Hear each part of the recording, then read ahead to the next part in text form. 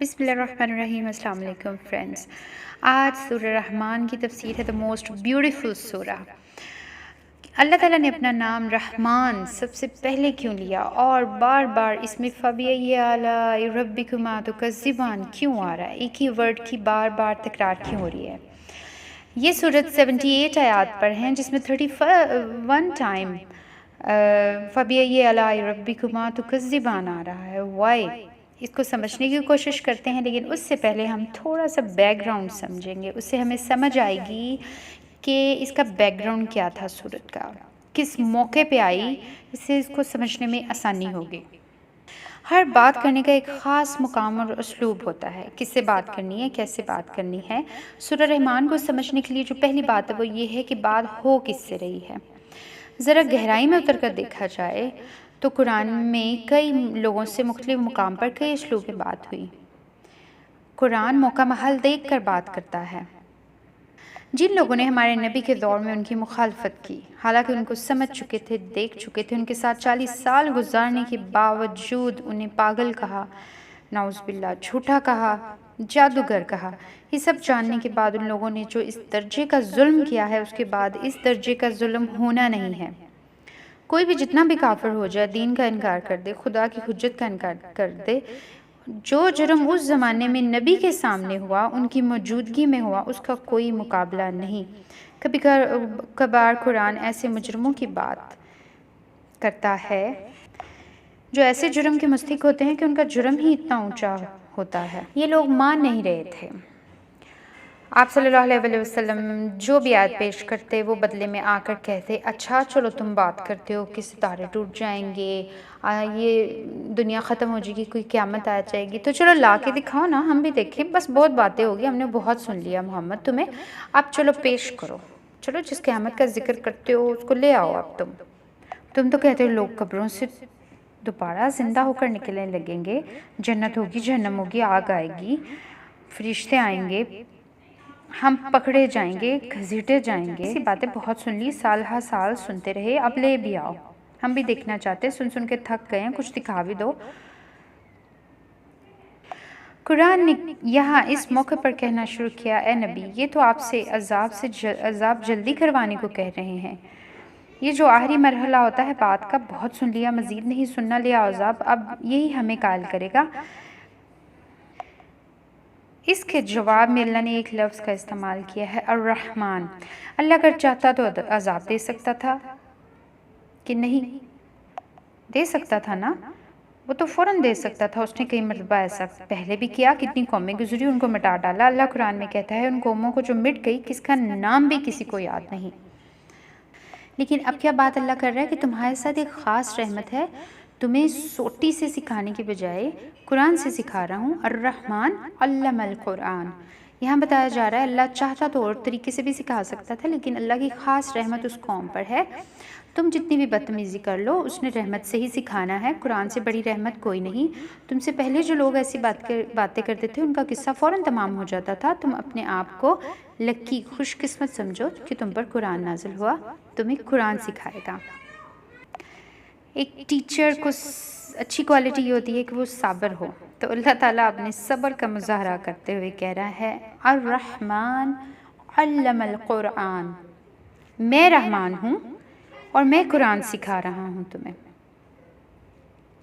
رحمان کا مطلب ہم نے پہلے بھی سمجھا، الرحمن ابھی جو اللہ رحم کر رہا ہے، ویسے اللہ رحیم ہے ہمیشہ کے لیے، اس کے لیے اللہ اپنی صرف رحیم یوز کرتا ہے، لیکن جو ابھی مجھے رحم چاہیے نا، اس کے لیے رحمان کا لفظ ہے۔ اس دنیا میں اللہ تعالیٰ اپنی جو صفت یوز کر رہا ہے وہ رحمان کی ہے، اور رحیم انشاءاللہ قیامت اور اس کے بعد کے لیے یوز کرے گا اللہ تعالیٰ اپنی وہ صفت۔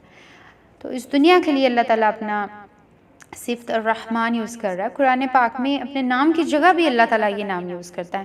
سب سے پہلے اللہ تعالیٰ اپنا نام، ایک پہلی آیت ہے الرحمن، یہ ایک چھوٹی سی آیت ہے، نام ہے اللہ تعالیٰ کا۔ اللہ تعالیٰ نام اپنا یہاں پہلے لکھتے ہیں، باقی ساری آیات اسی نام کے حوالے سے پڑھی جائیں گی اور سمجھی جائیں گی۔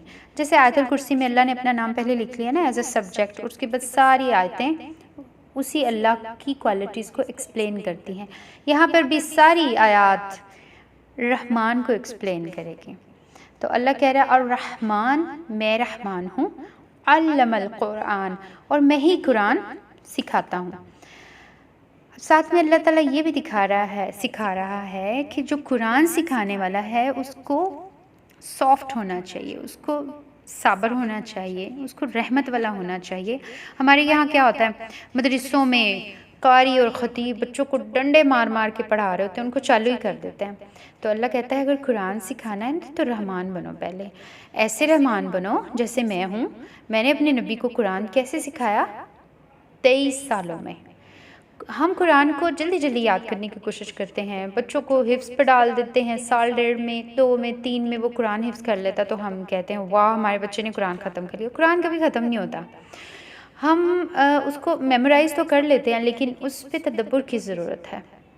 تدبر لفظ دبرو سے نکلا ہے، اس کا مطلب ہے کسی چیز کے پیچھے کیا ہے، یعنی اس کا بیک گراؤنڈ کیا ہے اس چیز کا۔ تو اللہ جب کوئی لفظ لکھتا ہے اللہ کہتا ہے اس کی بیک گراؤنڈ کو سمجھنے کی، ہمیں قرآن پر غور و فکر اور تدبر کرنے کی ضرورت ہے۔ سمجھنا چاہیے اللہ بات کیا کر رہا ہے اور کن لوگوں سے بات ہو رہی ہے، کیا بیک گراؤنڈ تھا، اس وقت مکہ میں کیا سچویشن تھی کہ یہ صورت یا یہ آیت نازل ہوئی۔ جو لوگ بھی پڑھاتے ہیں قرآن انہیں پہلے رحیم ہونا چاہیے اور صابر ہونا چاہیے۔ جو بھی شخص سچے دل سے قرآن کی طرف آتا ہے اس کو سمجھنے کی کوشش کرتا ہے تو اس کا ٹیچر کون ہوتا ہے؟ اللہ۔ تو آپ جب بھی سچے دل کے ساتھ قرآن پاک پہ غور و فکر اور یا تدبر شروع کریں گے تو یقین جانیے آپ کا ٹیچر اللہ ہوگا اور آپ کو قرآن کا فہم آنا شروع ہو جائے گا۔ خلق الانسان، اللہ کہتا ہے میں نے پیدا فرمایا انسان کو۔ اچھا انسان پہلے پیدا ہوا قرآن بعد میں آیا، لیکن یہاں پر ترتیب الٹ ہے۔ اللہ کہہ رہا ہے میں نے قرآن نازل کیا پھر انسان پیدا کیا، یہ کیا؟ ایکچولی یہاں پر اہمیت پر فوکس ہو رہا ہے کہ قرآن کی اہمیت اتنی ہے کہ اس کا پہلے نمبر آتا ہے، یعنی قرآن ایک ایسی عظیم چیز تھی کہ جس کو سمجھنے کے لیے پڑھنے کے لیے میں نے انسان پیدا کیا۔ تو یہ اہمیت کے اعتبار سے علم القرآن پہلے آیا، پھر آیا خلق الانسان، پیدا کیا اس نے انسان کو، علمہ البیان، اور سکھایا اسے بولنا۔ اچھا یہ پہلی 4 آیات چوٹی کی 4 چیزوں کو ایکسپلین کر رہی ہیں۔ الرحمن اللہ کی صفتوں میں سب سے چوٹی کی صفت، سب سے پیک کی، ہمیں تو اللہ کی رحمت چاہیے نا، تو ہمیں سب سے پیارا نام اللہ کا رحمان لگتا ہے۔ اس کے بعد قرآن، سب سے چوٹی کا علم قرآن ہے، اور جتنی مخلوقات اللہ نے پیدا کی سب سے بہترین مخلوق انسان ہے۔ پھر علمہ البیان، انسان کو جو صلاحیتیں دی ان میں سب سے پیک کی بیسٹ کوالٹی اس کی بولنے کی صلاحیت ہے۔ البیان، بیان عربی میں 2 چیزوں کو الگ کرنے کو کہتے ہیں، جیسے اس کی اور اس کی ماں بین، یہ بھی اسی لفظ سے نکلا ہے۔ کوئی چیز آپ نے کلیئر کرنی ہو، کوئی کنفیوژن ہو، 2 چیزوں کو الگ کرنا ہو تو اس کے لیے بیان ورڈ یوز ہوتا ہے، یعنی کلیئر کمیونیکیشن۔ انسان کو بیان نہ سکھایا ہوتا تو قرآن نہ دیا جا سکتا۔ اللہ نے انسان کو بیان سکھایا، فرق سکھایا، چیزوں کو سمجھنے کی ایبیلٹی دی، اس کے بعد قرآن دیا تاکہ وہ اس پہ غور و فکر کر سکے۔ دیکھیے جانوروں میں یہ صفت نہیں ہے، سوچنے سمجھنے کی، عمل کرنے کی شعور جو ہے انسانوں کو عطا کیا گیا، یہ جانوروں کو عطا نہیں کیا گیا۔ اور یہ کیوں کیا گیا؟ تاکہ قرآن کو سمجھے۔ اللہ کا کلام تھا، انسان ترقی کرتے کرتے اسٹیج پہ آیا کہ اللہ کے کلام کو سمجھنا شروع ہو، تب اللہ نے اپنا کلام اتارا۔